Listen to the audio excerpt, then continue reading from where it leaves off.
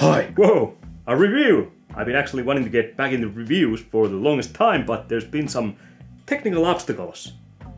And by technical obstacles, I mean I've been really lazy. Harold Halibut. No transition there. I actually saw the trailer for this game a month before it was released, so I had to only wait for a month for this because it looked really interesting. Turns out they've been developing this game for 14 years already. Talk about a passion project, but the developers called Slow Bros, so at least they live up to their names, unlike some bigger development companies, you know, like, I don't know, Activision. That place hasn't had a vision that's active in decade or something like that, but they have been pushing actively Call of Duty, so 50-50 I guess. Also, Electronic Arts. The arts part is pretty much bullshit. They usually do come up with the newest electronical ways to rob people, so I guess 50-50 again. Anyway, Harold Halibut, let's start this review. That was some announcement, huh? Sure. Makes for some nice gossip.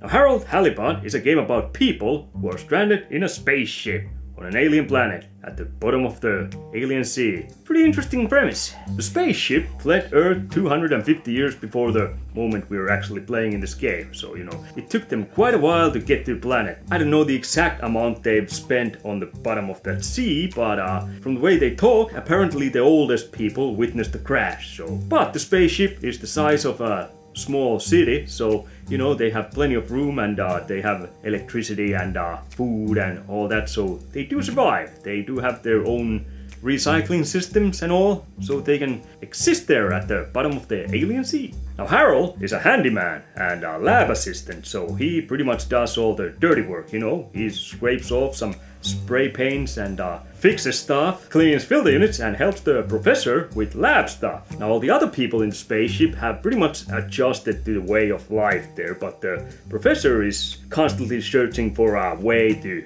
get the hell out of the bottom of the sea and possibly off the alien planet. Actually the spaceship left Earth cause shit was about to hit the fan, so I don't really know. I don't think they really mentioned what happened there, or I missed it. Apparently Earth was going to hell, so that's why they left. Now one day Harold actually finds an alien from the filter unit, so there's that going on, and also they sent this boyo, how do you say that? Boyo thingy up on the surface of the sea, and they get a message from Earth. So there's that going on for it too. Turns out Earth might not be as messed up as they thought it would be before they left. So there might be one place where they could all return to, and that's pretty much where they tried. Well, they tried to get the hell off that planet and set course for Earth. The whole game is pretty much trying to help the professor and all others to find a way to get the hell off that planet. That is like the main plot that's there, and then there's the aliens, and this game is one of those games where the main storyline isn't actually the main focus of the game. This game actually has a whole other thing that it kind of focuses on, which is friendship. Friendship is important to some people. It's basically a really story-driven game about the themes of friendship, developing friendships, and it makes you ponder on with what's a good friendship, how many friends is too much friends, not exactly that, but overall it just kind of focuses on the theme of being a friend to someone. It's more character-driven. There are all these different kind of personalities plus the aliens around, and you get to really know them, you get to help them and do stuff while you're trying to figure out the way to get off the planet. You hear stories from other people about other people and get connected with them, but not in a sexual way. This is not a, you know, that kind of game. It's actually a pretty child-friendly game, but the story is such an interesting, it's told in such an interesting way, and it is interesting, all the themes of friendships, they kind of look around in that and ponder and all that. It makes it kind of fun for an adult to follow too. I mean, I was really enjoying this. I mean, I'd say this game was developed by adult audience in mind in first place, but it works in a way that I think kids wouldn't be too traumatized if they saw this or played this. I mean, the main character Harold is kind of he's a really nice guy. Maybe a bit too nice. Then again, being nice is kind of one of the themes in this game too, that not trying to preach, but it's kind of more observing what might come out of being nice, or you know, being friends, or having friendly relationships with others. It's when you think about it, it does get pretty deep into the subject of friendship, but in a nice way, in a horror game way where things get really effed up. Now obviously this game was kind of wasted on me because I'm an introvert and I like to keep it that way, you know. I like my own space, I like my own time. I like to do stuff on my own. Hey, did you play through that Harold Halibut already? Yeah? Now wasn't that a great game about the importance of friendship? Yeah. So, can we be friends now? Nope. Not even with benefits? What? What?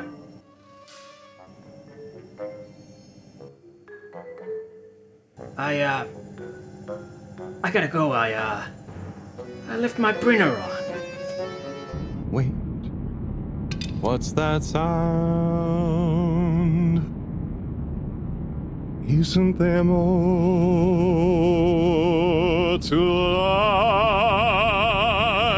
Now when it comes to gameplay side of things, this game is kind of a modern point and click game, you know? Instead of point and clicking, you use a thumbstick and you press X. I played it on PlayStation, so I pressed X. When you're in front of things, you can interact with, move around, press X, and something happens. I'd say this is point and click light. From the storytelling perspective, I think it really works in a game like this. But also, it's very light, so it doesn't offer too much good old days point and click games. There's not really like finding items and combining them and figuring the fuck out where they go, you know. Sometimes those old games, they were maybe a bit too hard at times, you know. You had to do some really illogical things like, I don't know, shove a frog up someone's ass, but before that get it drunk so light would turn yellow. Sometimes they were just really out there, you know, those things, those problems in those old point and click games, but here it's pretty much just kind of straightforward story following system where you just move to one place where you need to go. It actually tells you pretty clearly where you need to go. There are also some side missions too, but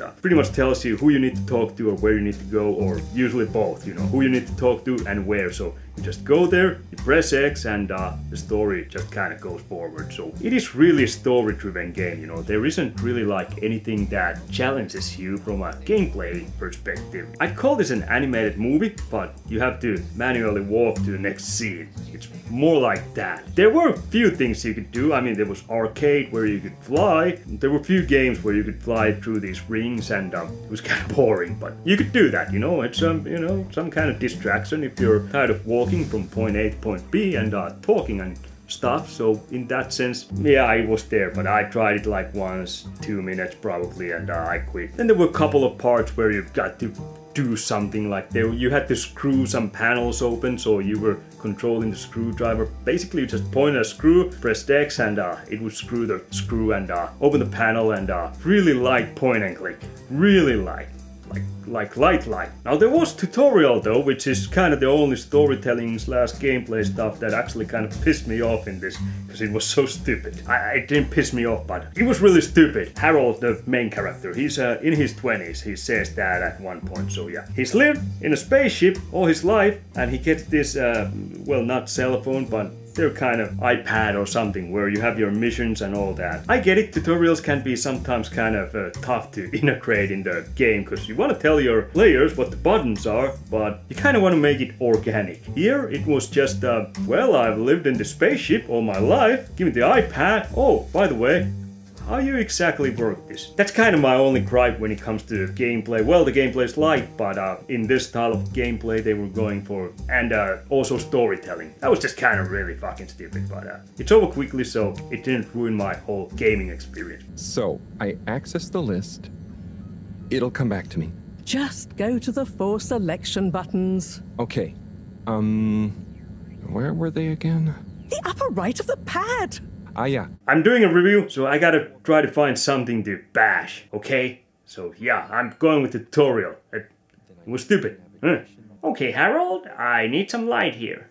Okay. And the light's right next to you. Oh yeah. This thing. Now turn it on. Yeah. I was just about to do that. Just push the on switch. The on switch.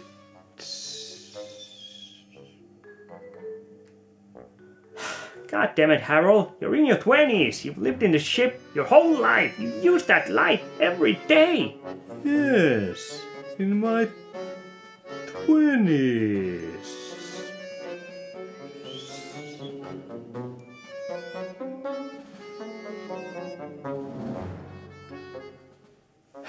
I really wish someone would have packed a brain scanner on this journey. What's that? Oh, that darn alarm, waking me up from my swimming dreamies.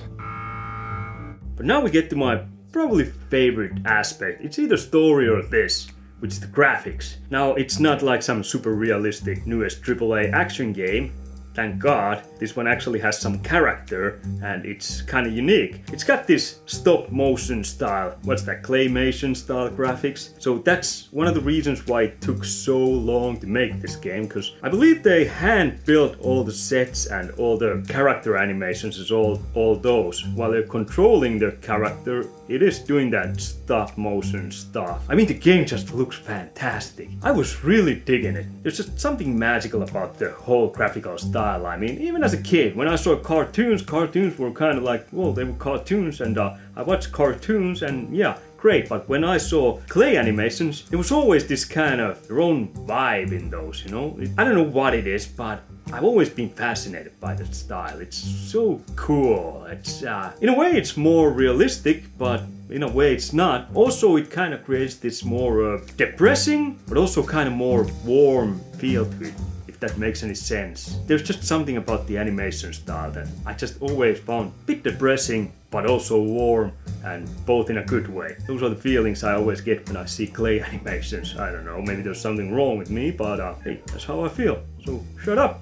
Here. Not for me, thanks. And not for you. Relax, it's just gum. Smoking is a dumb adult thing anyway. Ah, okay. I'll take one, thanks. After graphics comes audio, and I think the voice actors in this one did a kind of fantastic job. Kind of wooden, but I think that fits in the style of the clay animation. You can't really have people talking like in movies or in cartoons when you're doing clay animation. You kind of have to sound like depressed. I don't know, it just kind of goes hand in hand with the depressing looks. I was waiting for something like that, and I pretty much got something like that. It's got pretty wide and diverse cast, so it had a lot of different types of voice actors, but they all kind of sounded a bit depressing, so I think it just really went with the overall atmosphere of the game. I really dug that. The story is not depressing or anything. Well, it has its moments, but it's just, you know, like I said, about friendship, and also, you know, I think the visual and audio style just kind of complement that in a weird way. It makes it kind of feel more unique, in my opinion. Only distracting voice, and I'm not saying it was bad voice acting or anything, but yeah, the only distracting voice was Chris, who is this big muscular black guy with Swedish blonde long hair. I swear that dude sounds like Papa Joe from Boondock Saints. I actually googled if it was the same actor, but it wasn't, but it sounds pretty much exactly like. You're not supposed to tell a guy you gotta kill him no more. I gotta tiptoe through the tulips with these assholes.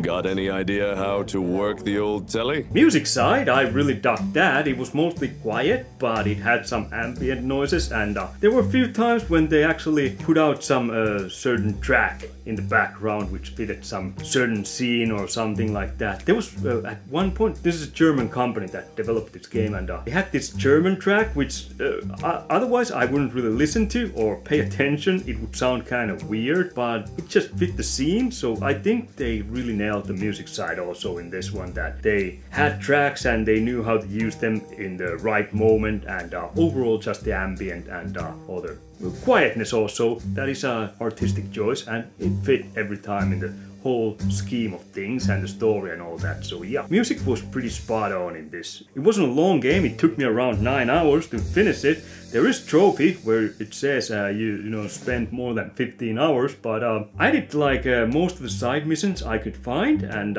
still, little less than 10 hours, so didn't take me that long. So I actually like it, because these days all the games, they're kind of trying to go for the long play.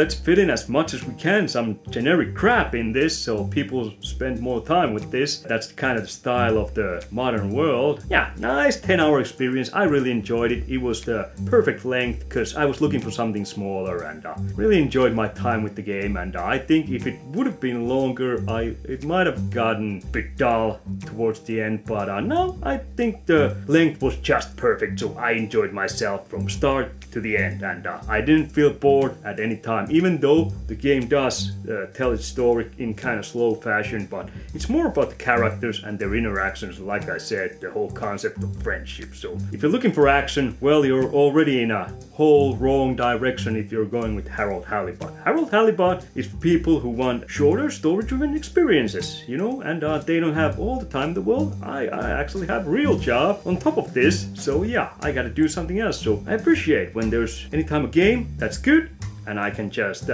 get through it pretty quick. So yeah.